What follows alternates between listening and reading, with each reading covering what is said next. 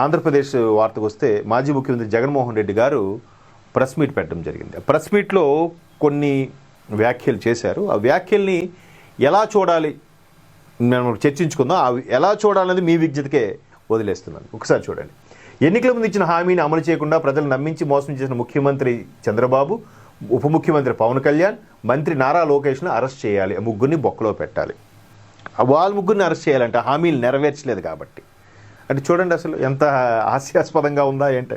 పైపెచ్చు నిన్న ఆయన ఒక కామెంట్ చేశారు. అది సోషల్ మీడియా వేదికలో చాలా వైరల్ అవుతున్న అంశం ఏంటంటే, ఏదైతే స్వామివారి హుండీ లెక్కింపులో పరకామణి సందర్భంగా అక్కడ కూడా కక్కుర్తి పడిన కొంతమంది కక్కుర్తి వాళ్ళు ఉన్నారో, వాళ్ళు సీక్రెట్గా డబ్బులు తీసుకుని పంచిల్లోనూ అండర్వేర్స్లోనూ దాచుకొని బయటకు వచ్చి దాన్ని అమ్ముకొని క్యాష్ చేసుకొని అనుకున్న స్వామివారి హుండీ, అంటే పేద ప్రజలు హుండీలో వేసిన డబ్బులు స్వామివారి కదా.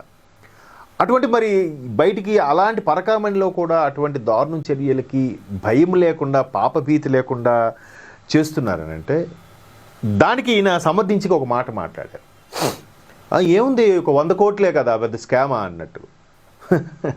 అంటే 1000 కోట్లు చేసే వాళ్ళకి 100 కోట్లు పెద్ద స్కామ్ కాకపోవచ్చు.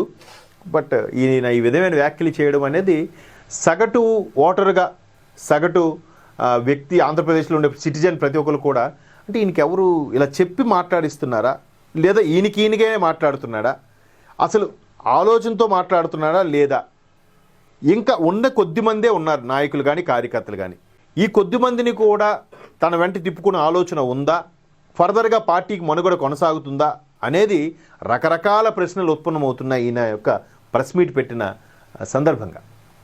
అంటే నిజంగా అంత ఆయన మీద కేసులుండి అంత ఇదైనా కూడా, అరెస్ట్ అయ్యి జైలుకి వచ్చినా కూడా 2019లో బంపర్ మెజార్టీ గెలుచుకున్న వ్యక్తి, తద్వారా ఆయన మెల్లమెల్లగా రాష్ట్రంలో కీలక మార్పులు, అభివృద్ధి ఇది చేస్తారనుకుంటే అవేవి చేయకుండా పథకాలకే కేటాయిస్తూ మిగతావన్నీ భ్రష్టు పట్టించేలా చేసేయడం అనేది ప్రధానంగా ఈయన మీద ఉన్న విమర్శ.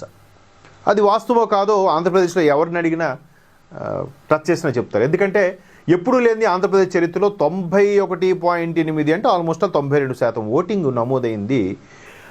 మొత్తం అంటే మూలన కూర్చున్న ముస్లిం కూడా లేచి వచ్చి మరి ఓటేసింది. విదేశాలు, పక్క రాష్ట్రాలు, ఎక్కడెక్కడ ఉన్న వాళ్ళందరూ కూడా వచ్చి మరి ఓటేసి వెళ్ళారు. ఎందుకు?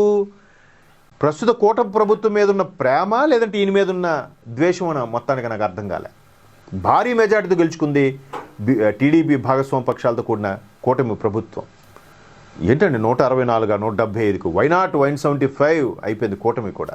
జస్ట్ 11 సీట్లే పరిమితం అయ్యారు. ఆ 11లో కూడా ఇప్పుడు ఎంతమంది ఉన్నారో, ఎంతమంది ఈయనకి టచ్లో ఉన్నారో కూడా తెలియదు. సో అంటే ఇట్లా పరకామణి సంబంధించి అది పెద్ద కేసే కాదు, అది పెద్ద 100 కోట్లు పెద్ద కేసా? ఈ 100 కోట్లు అంటే ఏమిటండి? ఎంతమంది జీవితాలు సెటిల్ అయిపోతాయి? సో దాన్ని యూటర్న్ తీసుకుంటూ ఇక్కడ ఆ ముగ్గురు నేతల్ని, అంటే ముఖ్యమంత్రి చంద్రబాబు నాయుడు గారిని, అలాగే ఉప ముఖ్యమంత్రి పవన్ కళ్యాణ్ని, అలాగే మరో మంత్రి లోకేష్ గారిని. ఎందుకంటే పవన్ కళ్యాణ్ గారు, లోకేష్ గారే అత్యధిక ట్రోల్స్కి గురయ్యారు ఎన్నికల ముందు. వాళ్ళిద్దరి మీద జరిగిన ట్రోల్స్, వాళ్ళిద్దరి మీద ఉండే బాడీ షేము, వాళ్ళిద్దరి మీద జరిగిన అవమానకర మాటలు ఇంకెవరికి ప్రపంచంలో ఏ నాయకుడికి అయి ఉండవు. వాళ్ళ తల్లిని, భార్యని, చెల్లిని ఎవరిని వదలలే. అంత ఘోరంగా కామెంట్స్ కూడా చేశారు. మేబీ అది కేసులో నడుస్తున్నాయి. సో ఇక్కడ ఈయన ఆ పరకామణి విషయాన్ని పక్కతో పట్టించడానికి, లిక్కర్ స్కామ్ విషయాన్ని పక్కతో పట్టించడానికి, లిక్కర్ స్కామ్లో కూడా రీసెంట్గా మరలా ఒక 78 కోట్లు వ్యవహారం జప్తు చేయడం, ఈడీ ఎంటర్ అవ్వడం, సిట్ అధికారులు దాని ముందుకు చెప్పడం, అలాగే దానికి సంబంధించి ఆ బిగ్ బాస్ ఎవరు, ఆయన ఎప్పుడు అరెస్ట్ అవుతారు, ఇలాంటి వార్త వినిపిస్తున్న నేపథ్యంలో అవేవి అరెస్టులు కాకపోవడం, అసలు హామీలు నెరవేర్చినందుకు వీళ్ళు ముందు అరెస్ట్ చేయాలనేది ఈయన యొక్క ప్రధాన ఆరోపణ. పరకామణిలో చూడండి, నెయ్యి వ్యవహారం ఉంది. నెయ్యి కూడా ఆవులు సరిగ్గా తినకపోతే నెయ్యి దాంట్లో అదేంటది వెన్న, అలాగే మేగడ శాతం ఉండదంట.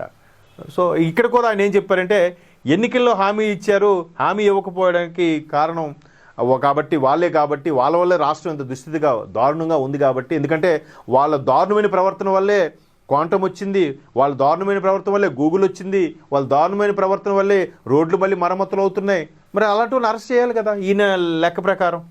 ఎందుకంటే ఒక దగ్గరే కూర్చొని బటన్ నొక్కితే సరిపోయిన దానికి పాపం చంద్రబాబు నాయుడు గారు కష్టపడుతూ గ్రౌండ్ లెవెల్కి వెళ్ళి చేస్తున్నారు అనేది ఈయన యొక్క విమర్శ.